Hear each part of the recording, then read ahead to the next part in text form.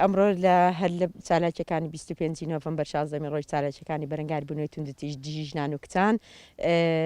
بەردەوامی لە چالاکیەکانی خۆمان وەکو هەموو ڕێکخراوەکانی دیکە ئەمەش ڕێکخراوی یەکێتی ژنانی کوردستان لەگەر هاوکاری لەگەر مەڵبەندی سێی یەکێتی نیشتیمانی کوردستان ئەوڕۆکە هاتین بە ناشتنی نەمام لەسەر گۆڕی ئەو ژن و کچ و ئەو کەسانەی کە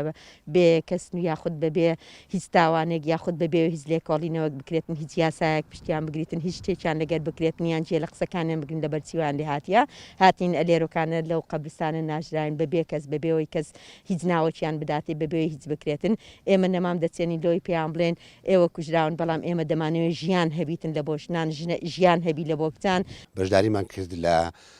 مەراسیمی چاندنی نەمام. بێگومان چاندنی نەمام